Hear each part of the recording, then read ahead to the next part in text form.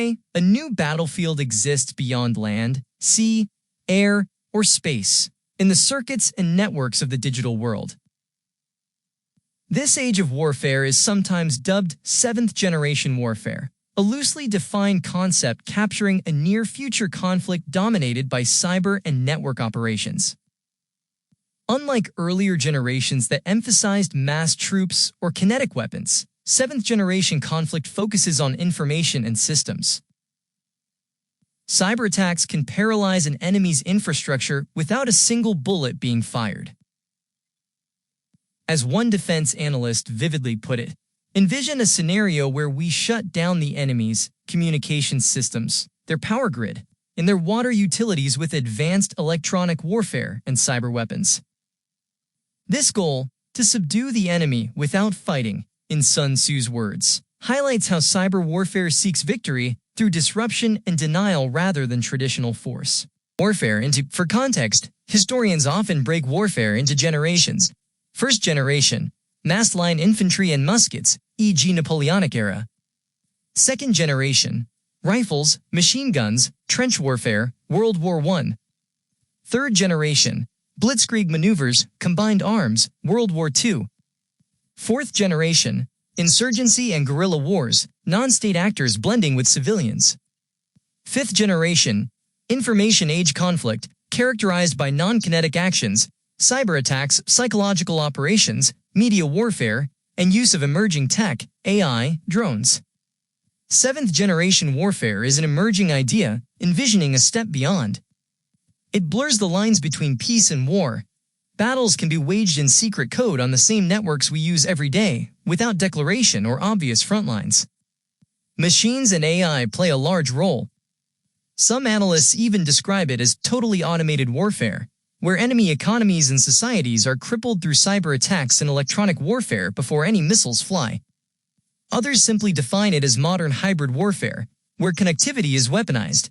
Attackers strike in every domain, financial, energy, communication, and even public opinion, using digital means. In any case, this new generation differs sharply from the past by targeting systems and information rather than just soldiers. What is cyber warfare? Put plainly, cyber warfare involves the use of digital attacks by governments or aligned groups to hurt another nation's security. There is no single official definition, but most experts agree it means state-orchestrated hacking campaigns against national infrastructure and military systems. The U.S. Department of Defense treats hostile cyber acts as a national security threat akin to traditional aggression. In practice, cyber warfare can potentially wreak havoc on both government and civilian infrastructure, from banking and energy grids to military command and control. Key players include nation-states and their military or intelligence agencies, as well as non-state actors. Nations with large digital arsenals, notably Russia, China, the United States, Iran, and North Korea, actively engage in cyber espionage and attacks. The U.S. Cyber Command, Russian GRU and FSB units, China's PLA cyber forces, and Iranian and North Korean hackers are regularly named in government and security reports. Cyber proxies also abound. Patriotic hacker groups or organized criminal syndicates sometimes act on behalf of, or in parallel with, state interests. Hacktivist collectives like Anonymous have waged politically motivated DDoS attacks, while sophisticated groups, e.g. Russia's Fancy Bear or North Korea's Lazarus Group, conduct targeted intrusions. Typical targets of cyber warfare are soft spots of modern life. Attackers go after critical infrastructure and information systems. For example, power grids, water supplies, transportation networks, and telecom systems are prime targets because crippling them causes maximum disruption. They also target military networks, intelligence databases, financial markets, and even civilian election systems. The consequences range from espionage, stealing state secrets, to outright sabotage, physically damaging equipment via malware. In short, any network system that modern society depends on can be weaponized. As one security observer notes, attackers have potentially the ability to disable critical systems, disrupt infrastructure, and potentially result in bodily harm, e.g. via blackouts or hospital shutdowns. Cyber warfare can take many forms. Common tactics include espionage. infiltrating networks to steal secrets, military plans, technology, or personal data without immediate discovery. This often uses spear phishing emails or zero-day exploits. Sabotage, landing malware to corrupt or destroy data and systems. A worm might wipe hard drives or alter machinery controls. Denial of service, DOS, flooding a system or network with junk data so legitimate users are locked out. For instance, swamping servers of a bank or election commission to halt services. Infrastructure attacks, targeting facilities like electrical grids or water treatment plants. Hacking industrial control systems, attackers can cause blackouts or contamination events. Propaganda and info attacks, using cyber means, hacked social media accounts, bots, leak operations, to spread disinformation and influence public perception or morale. Economic disruption, attacking financial networks or crypto systems to steal money or freeze funds, undermining economies. Surprise cyber strikes, high-impact attacks launched with little warning, similar in concept to a digital Pearl Harbor, intended to cripple an adversary right before a conflict. These categories overlap in practice, and often multiple vectors are combined. For example, a cyber operation might steal credentials, espionage, then use them to disable a power plant, sabotage, while also leaking embarrassing communications to media, propaganda. Real-world cyber weapons have already emerged. One famous example is Stuxnet, a sophisticated computer worm discovered in 2010.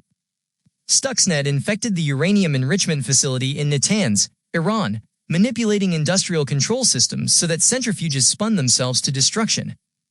The attack destroyed hundreds of Iranian centrifuges, setting back the country's nuclear program. Importantly, this was the first known instance of malware causing physical destruction of machinery, a watershed moment demonstrating cyber war's physical effects. Another marquee case was the SolarWinds hack, 2020. Attackers breached the software company SolarWinds and secretly inserted malware into its Orion network management platform.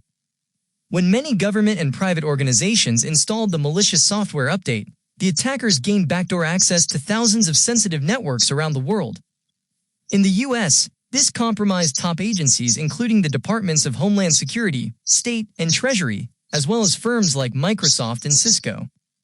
The breadth of the SolarWinds breach was unprecedented. Over 30,000 organizations were exposed, making it one of the largest cyber espionage campaigns ever recorded. This kind of supply chain attack shows how a single vulnerability can cascade globally. Ukraine has also been a proving ground for cyber warfare. In December 2015, hackers, widely believed to be Russian, infiltrated Ukrainian energy companies and manipulated electricity distribution. They took control of circuit breakers, cutting power to about 230,000 people for hours. The attackers even flooded customer call centers to delay reporting the outage, demonstrating careful planning. This was the first confirmed cyber operation to successfully take down energy infrastructure, setting an ominous precedent. Ukraine suffered a similar grid attack again in 2016. These incidents signaled that power grids, once considered physically secure, are vulnerable to remote intrusion. Other notable cases include the 2017 NotPetya malware, initially targeting Ukraine but spreading worldwide, that destroyed data on thousands of computers and caused an estimated $10 billion in damage, and ongoing election meddling via phishing and disinformation, e.g. the 2016 U.S. elections. In each case, the weapon is code and the battlespace is cyberspace, a defining shift from earlier wars. Changing the rules of war. Cyber warfare appends many old assumptions about conflict. One challenge is attribution. Unlike launching a missile, a cyber attack can be routed through multiple countries and hide behind false flags. It is often unclear who is responsible. Hackers can mask themselves or use hired operatives. This ambiguity makes retaliation or deterrence tricky. As one strategic analysis notes, cyber operations have tended to play a supporting role to broader campaigns rather than delivering decisive blows. In Ukraine, for example, analysts observed that Russian cyber strikes failed to achieve strategic effects on the battlefield. The digital domain has been better at shaping perceptions than shifting front lines. Deterrence, preventing attacks by promising punishment, is notoriously unsettled in cyberspace. In conventional terms, one might prepare to respond to an attack with force. The US has said it will treat major cyber attacks as equivalent to other acts of war, reserving all necessary means, including military action, to respond. But in practice, hitting back with missiles after a stealthy hack is problematic. A 2013 Pentagon report even suggested keeping nuclear weapons ready to deter cyber attacks, cautioning that a highly sophisticated breach could have consequences similar in some ways to the nuclear threat of the Cold War. That comparison, cyber to nukes, shows how policymakers wrestle with the problem. Nuclear deterrence relies on guaranteed attribution and proportional retaliation, which don't easily apply to cyber. In fact, experts concluded that nuclear retaliation is generally neither proportional nor credible to stop most cyber threats. Put simply, the old second strike paradigm from the Cold War doesn't translate neatly. Instead, some analysts speak of cyber deterrence as a mix of improving defenses, making attacks fail, and signaling consequences. The U.S. strategy of defend forward, actively hunting threats in other countries, is one approach. Others advocate for norms and agreements. The Tallinn Manual 2.0 offers a legal framework, or for deterrence by denial, hardening systems so that attacks don't succeed. But the technology and laws are still evolving. As a major study summarizes, despite dire warnings of cyber Pearl Harbors, in the early 2000s, the reality of cyber operations has never measured up to these dramatic expectations. Even after big hacks like the U.S. election interference or SolarWinds, there has been no military escalation to open warfare. So far, cyber appears to shape conflicts rather than decide them. This doesn't make cyber warfare any less serious, far from it, but it does mean that cyber tools often complement traditional power. For example, during the Russia-Ukraine war, experts observed more focus on social media disinformation and espionage than on full-scale cyber attack campaigns. A CSIS study concluded that Russia's cyber efforts were used more to sow confusion and political division than to disrupt Ukraine's military. In other words, cyber means blurring the line between war and politics. Cyber in hybrid warfare and influence operations. Modern conflict often merges cyber with propaganda, diplomacy, and irregular tactics, the realm of hybrid warfare. Hybrid warfare blends conventional military force with irregular guerrilla tactics, economic pressure, and cyber info attacks. Russia's actions in Crimea and eastern Ukraine are textbook examples. Covert forces, proxy militias, and cyber information operations were deployed without a formal declaration of war. As Russian and Western analysts have noted, hybrid war creates an uncertain situation where it is unclear whether a state of war exists. In this fog, cyber tools provide plausible deniability and reach. Hackers can be presented as patriotic volunteers, and disinformation as organic, social media chatter, making it hard for victims to know how to respond. Influence operations are a major cyber component of hybrid war. Through social media, fake news sites, trolls and bots, adversaries try to shape foreign opinions. Russia's sharp power approach, an ecosystem of state and proxy media spreading pro-Kremlin narratives, has been documented by U.S. observers. The goal is to create domestic division in target countries by amplifying controversies, political, cultural, racial, that weaken social cohesion. The 2016 U.S. election hacking and the Internet Research Agency's troll farms are examples. Cyber means were used to leak stolen emails and pump disinformation aimed at influencing voters. China, too, conducts influence campaigns online, from social media bots praising its policies to hacking attempts on foreign government accounts. Meanwhile, cyber espionage runs in the background of almost every international rivalry. Governments constantly snoop on rivals via computer networks. China famously steals vast amounts of economic and military data, Russia pursues Western secrets, and the US and allies do the same to foreign intelligence. Cyber spying is stealthier and cheaper than sending spies abroad, and its victims often discover it only months or years later. This relentless digital spying means that intelligence and security agencies now see cyber as a routine tool of statecraft. In hybrid campaigns, cyber attacks thus dovetail with kinetic action. For instance, an attacker might first disable air defenses through hacking, softening defenses, then launch missiles, while simultaneously flooding social media with panic-inducing rumors. The interconnectedness of the internet makes such multi-front assaults possible. However, as analysts caution, no cyber-only campaign has yet replaced or obviated actual combat. Instead, cyber operations serve as force multipliers, shaping the battlefield and public opinion, rather than dropping an instant victory. Preparing for cyber conflict states have recognized the cyber domain as a permanent new frontline. The great powers are rapidly building cyber forces and doctrines. For example, the U.S. restructured its military command in 2010 to create U.S. Cyber Command, and in 2018 declared cyberspace a domain of warfare on par with land, sea, air, and space. Britain set up a national cyber force combining military and intelligence hackers. Many countries have cyber commands, cyber brigades, or equivalent units. According to one assessment, both the People's Republic of China, PRC, and Russia have embraced malicious cyber activity as a means to counter U.S. conventional military power. Allies, too, are strengthening defenses. At the 2024 NATO summit, leaders agreed to create an integrated cyber defense center, a coordinated hub to protect alliance networks and respond jointly to attacks. By 2028, this center will operate across multiple sites with 24/7 threat monitoring, pooling the cyber resources of NATO's 32 member states.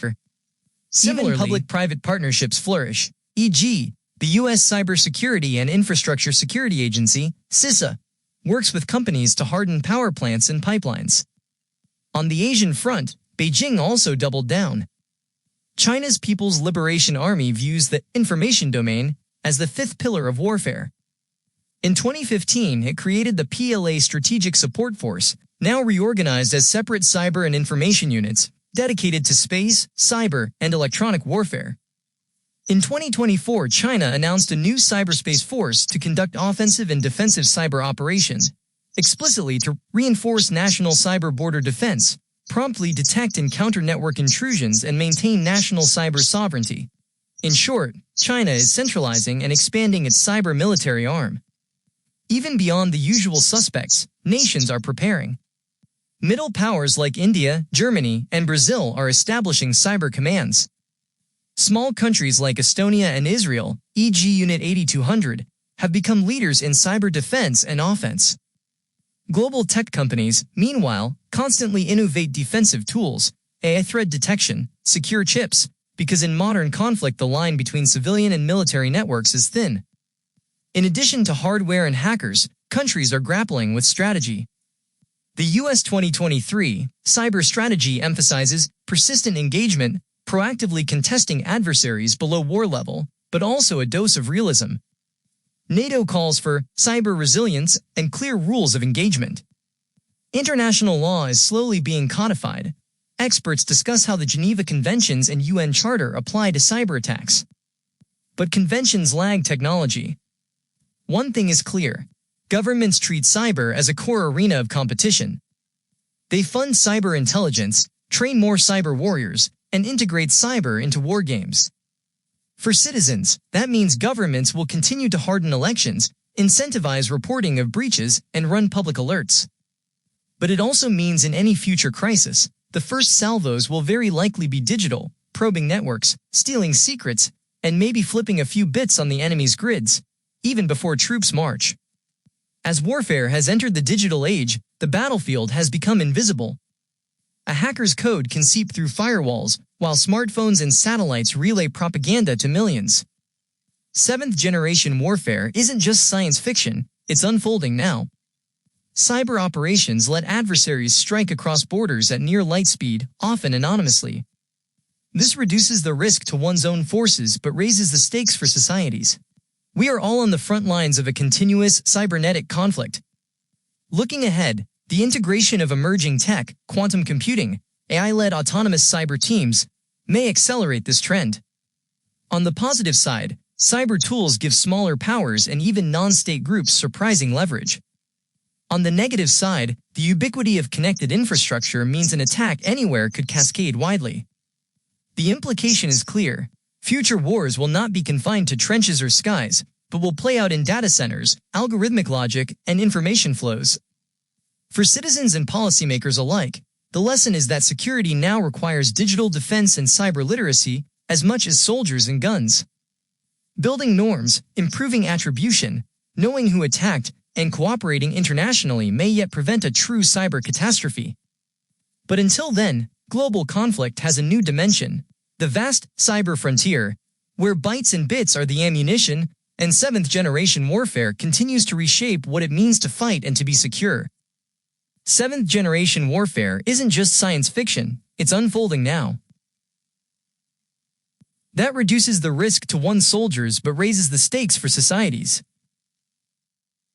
For citizens and policymakers alike, the lesson is clear. Security now requires digital defense and cyber literacy as much as soldiers and guns. Build norms, improve attribution, cooperate internationally, harden your systems, learn the basics of digital hygiene. Until then, the cyber frontier remains contested, and we are all on the front lines. If this episode helped you understand a new face of conflict, like, subscribe, and join the channel to keep learning. Stay curious, stay secure.